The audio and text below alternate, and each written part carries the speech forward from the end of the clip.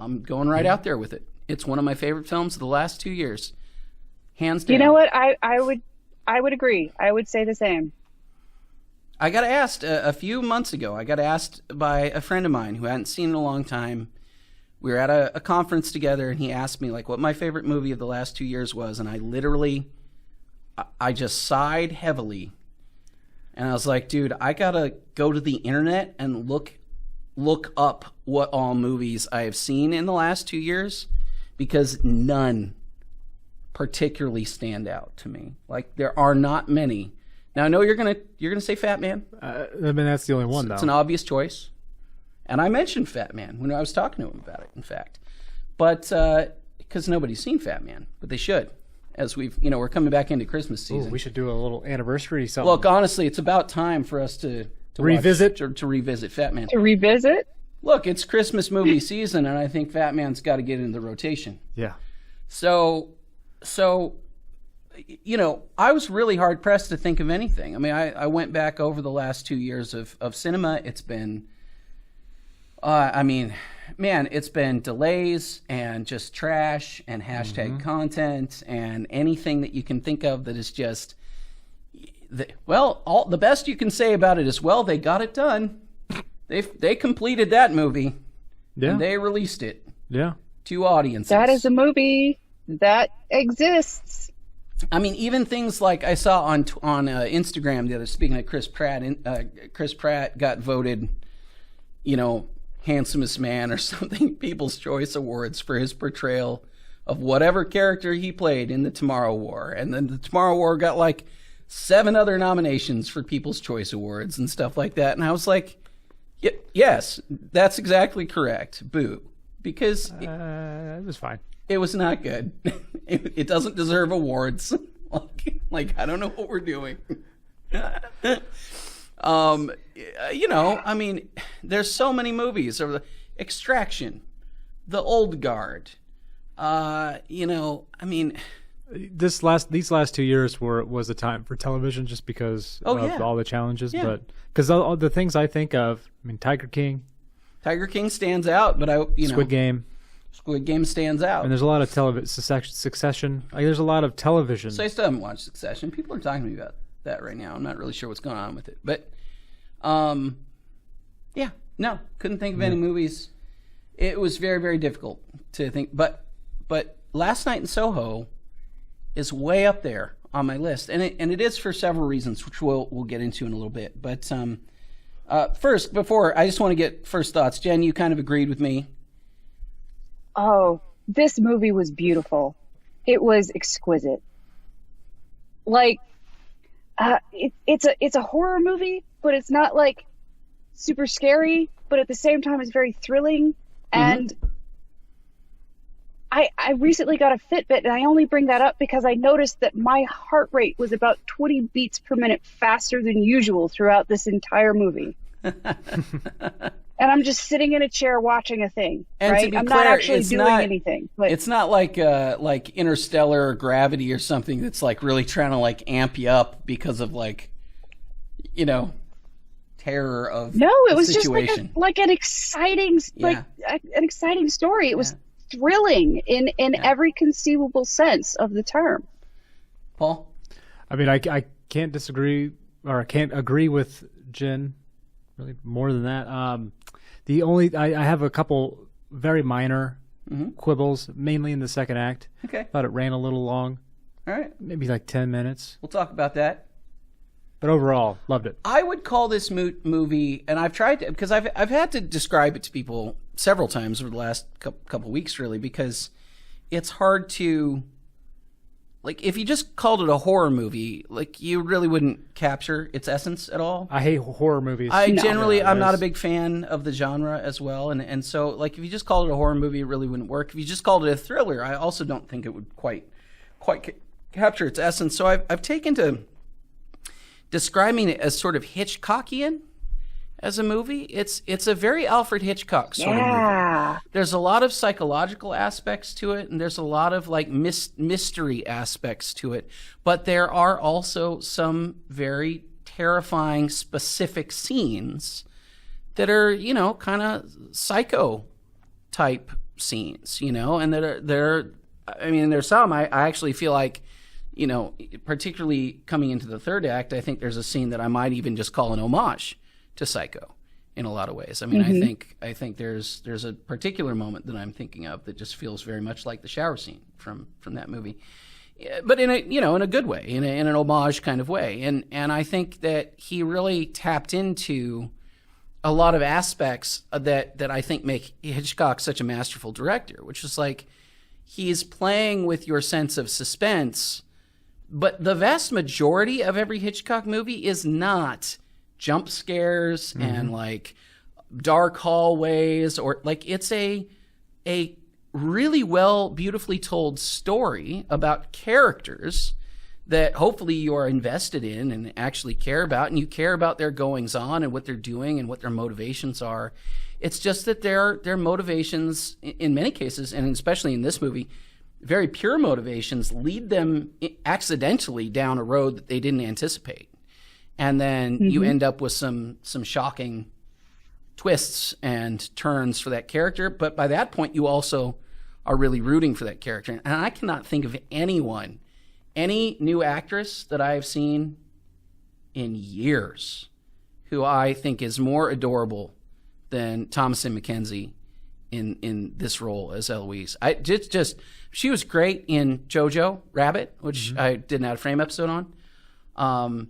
But like, she's just charming, like just completely and utterly believable as this sort of small town country girl who has big aspirations as a fashion designer in London. I mean, that's we should probably talk about the plot in general. But basically, I mean, the plot's fairly straightforward. It's Eloise, this girl played by Thomasin McKenzie, goes to London to attend fashion school. It's her biggest dream in life. It's the only thing she wants to do.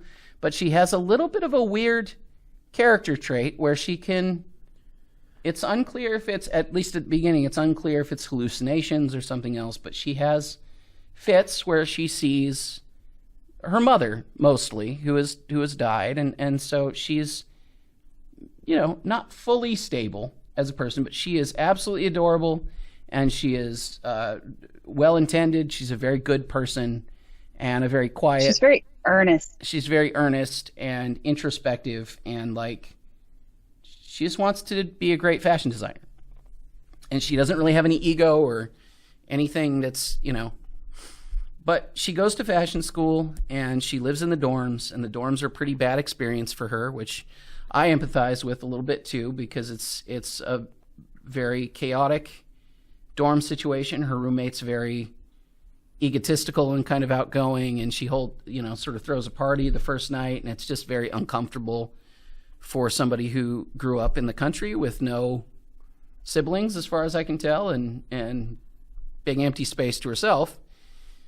And so she ends up moving out, and she moves into an apartment that is hasn't changed since the 1960s, is basically. And this is the perfect thing for her. She's got a thing for the 60s. She loves 60s fashion. She loves 60s music. So moving into this apartment is quiet. It's a great space for her, and it just fits her vibe perfectly until the nightmares begin, at which point she starts having a different situation. So we can get into that in a minute. But basically, like, when she first moves into this apartment, she has this dream, and the dream is super real and vivid, and she sort of swaps places with a young woman in, I guess we've decided it's 1965, because we see a movie poster for Thunderball, or a marquee for Thunderball, the James Bond movie, and she's just living it up in 1960s, bright, exciting London, right? And that's everything she ever wanted. And over time, she keeps swapping places with this woman named Sandy in the 1960s, played by Anna Taylor-Joy. And as she swaps places, she slowly gets to the darker, more distressing parts of Sandy's existence. And it gets progressively more disturbing and dangerous, and what starts as this very dreamlike, wonderful environment turns nightmarish for poor dear Eloise, who we've come to immediately love. So it's pretty interesting, and honestly, the filmmaking, especially, I want to talk about this at length. I want to get your guys' thoughts before I get there, but like, just the thing of how Edgar Wright swaps their places. There's a lot of mirrors and different ways of trading places with these two characters between Thomasin McKenzie and Anna Taylor-Joy, and it's just some masterful work from a man who's one of my favorite directors. So, Paul, what are your... No, so I watched this movie. You had told me about the stuff, and I was looking for the swap places and things like that, and it looked like to me it was a lot of in-camera effects. So I looked up the cinematographer. It was on my phone. It was Chung Hoon Chung, and what was so fascinating about this is this movie could have easily been less effective if it wasn't for the cinematography. Oh yeah, it wasn't just big beautiful vistas like Dune. Yeah. Which is we talked about. We talked about it. That stuff still frustrates me. But the cinematography actually plays a role in this. Yes. It actually gets you into into Anya Taylor-Joy's character and seeing her from Eloise's perspective, but then also seeing Eloise from her perspective, Sandy's perspective. Yeah. Which is fascinating. And it's all in camera. And there's so much of it where... And when I say all in camera, no CGI. Yeah. Well, I mean, there's definitely CGI, but it's supportive, let's call it. But like the stuff between the two main actresses. So there's a lot of stuff where, especially at the beginning, as Eloise is trying to sort of find her place in the 1960s world that she's sort of jumping into, we see on this side of a mirror, for example, Anna Taylor-Joy being the Sandy character. But when Sandy looks in a mirror, she sees Eloise. But the interesting thing to me, one of the interesting things to me about this, because there's a lot of things that are really just brilliantly done in all of that, is that like at first Eloise looks back at Sandy like they mirror each other for a minute, but then they split off, and Eloise is like kind of curiously looking out away from the mirror, into the real world, and she's kind of seeing herself, but also still she's seeing herself as Anna Taylor-Joy, as Sandy, but also she's still herself. So she's sort of weird and conflicted about that. But over time, when they swap places, they just fully swap places, and then it's Anna Taylor-Joy looking in from the mirror. And those things, to your point, like a lot of that's done in camera, or it's done via physical effects rather than digital effects. And there are just some utterly brilliant versions of that kind of body swap, which I mean, there are some things that I still don't know how they were done. Not sure, but it's very effective, and it immediately draws your eye to the screen and invests you in the story, which, I mean, on the face, you going through the plot, it's pretty thin. Sure. I mean, there's not a lot going on. A young girl body swaps with somebody in the 60s, and yeah, I mean, but yeah, I feel like I've seen that before. Maybe not this specific, but the way that it was executed with the visuals.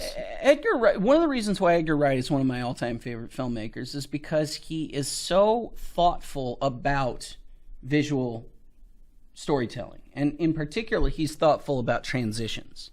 And so he's done this in a lot of movies over the years, but a lot of the movies he's done prior to this, let's say, Hot Fuzz or Shaun of the Dead, or, really in a really big, bold, sort of aggressive way, something like Scott Pilgrim, which is just this really, like, all of the transitions and sort of camera swaps and things that he does, match cuts and stuff like that, are very blatant. They're things that are like, they're really meant to call attention to themselves.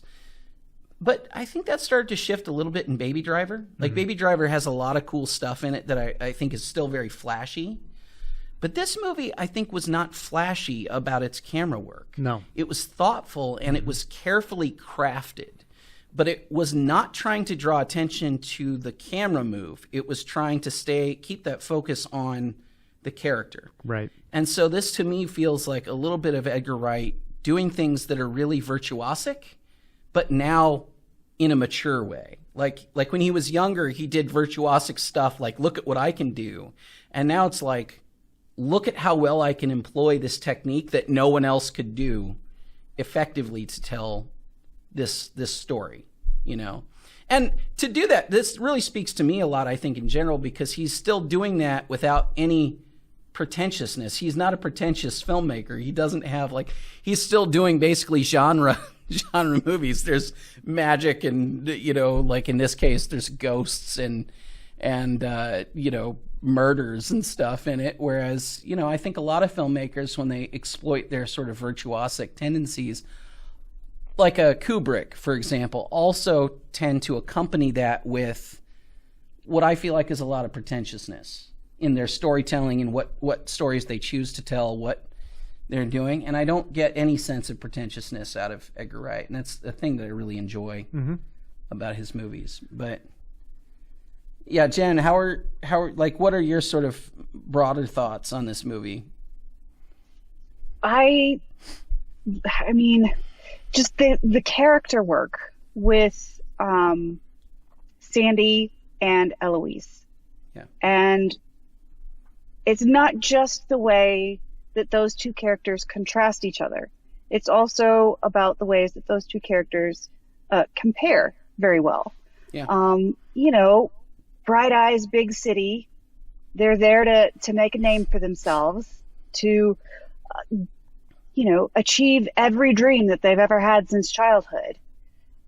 And they get to London and it's not quite what they expected it to be. It doesn't match their expectation. And in a real way, it's also a sort of a coming of age story for Eloise. Mm-hmm. Yeah.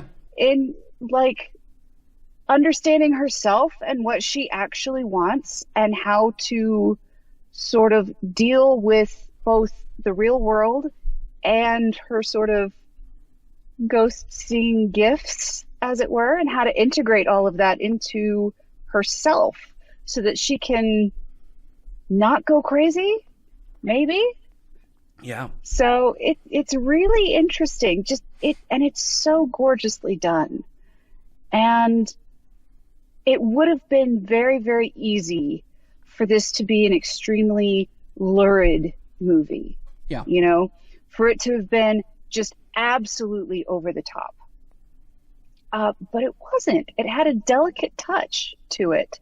And it treated both of these characters with the kind of gentleness that I would not have expected from Hollywood.